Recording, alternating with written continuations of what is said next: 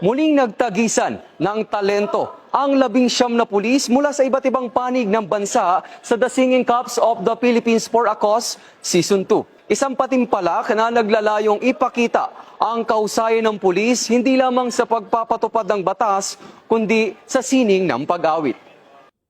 Ang mga kalahok na pawang mula sa iba't ibang police regional offices ay magsisilbing kinatawan ng kanilang mga rehiyon at magpapamalas ng dedikasyon hindi lamang sa kanilang tungkulin bilang tagapagpatupad ng batas kundi pati na rin sa pagtulong sa kapwa. Naging matagumpay ang programa sa tulong ng mga membro ng PNP OLC-FI sa pangunguna ni Ms. Mary Rose Nartates, ang National Advisor, at Mrs. Lailani S. Alba, ang President ng PNP OLC-FI, at mga Regional Directors at matataas na opisyal ng PNP. Ang purpose nito is to share their talents. Through talents, we get sponsors, and through sponsors naman, sila ang nagsusuporta sa PNP OLC Foundation sa mga projects namin, sa mga pinamimigay namin mga financial assistance para sa mga police at mga dependents nila na may mga karamdaman, most especially cancer and critical illnesses. Tinanghal bilang kampyon, walang iba kundi si Police Master Sergeant Norman Wileman III mula sa Police Community Affairs and Development Group.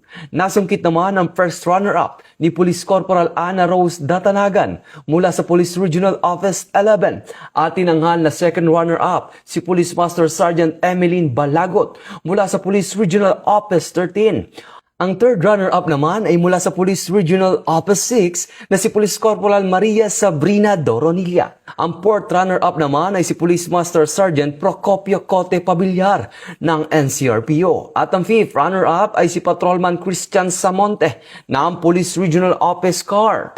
Maraming salamat po sa lahat po ng sumuporta at nanood po ngayong gabi.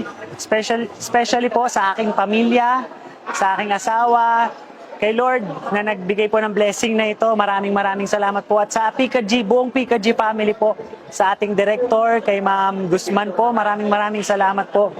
Magagaling po lahat ng mga contenders, lahat po na nakalaban ko. At ito po ay blessing lamang po galing sa taas.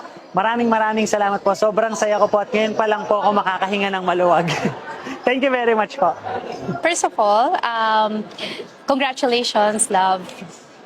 Deserve mo. Nakita ko lahat ng hirap mo simula sa practices, yung kaba mo, hindi ka halos nakakatulog ng tama dahil nga sa grabe yung overwhelming feeling mo.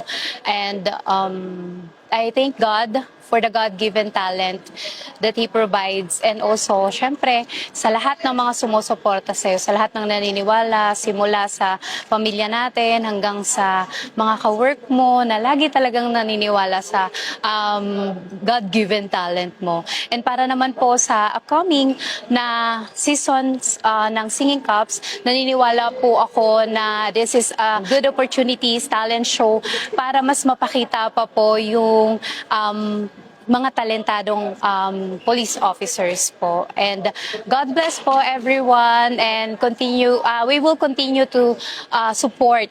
Ayan, we will continue to support Singing Cups po. God bless PNP po. Ang hirap kaya, tama sinabi ni Madam na talagang napakagagaling. Wala kang pwedeng itapon kasi kaya nga sila grand finalists all, no? Kaya lang sadyang talagang kailangan mayroong one hit, pwedeng lahat nasa harap, no? We are very proud of you. Emote na naman ako.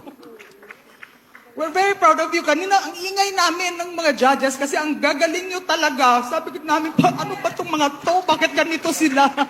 Unique, very unique voice quality. Very good storytelling. At yung colors, yung lahat ng aspects ng inyong mga boses, ginamit nyo yung buong range. From low to high, from soft to loud, from lahat ng emotions na pwede ipasok, pinasok nyo na. Kaya nakakatuwa. It's one entertaining evening because we really enjoyed everything that you did tonight. Congratulations sa inyong lahat.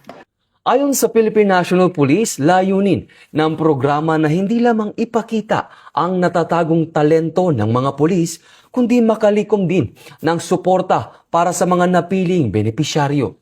Bahagi ito ng patuloy na pagsisikap ng organisasyon na palakasin ang ugnayan sa komunidad sa pamamagitan ng sining at malasakit. Patunay lamang na ang tagumpay ng programa ng kapulisan ay may talento at puso. Hindi lamang serbisyo, kundi pati sining at malasakit sa kapwa. Ito ang bagong PNP para sa bagong Pilipinas. Serbisyong mabilis, tapat at nararamdaman. Mula dito sa Multipurpose Center sa Campo Crame, ako si Patrolman Edwin Baris, nagbabalita para sa Police News Network. Alagad ng batas, tagataguyod ng Balitang Pulis.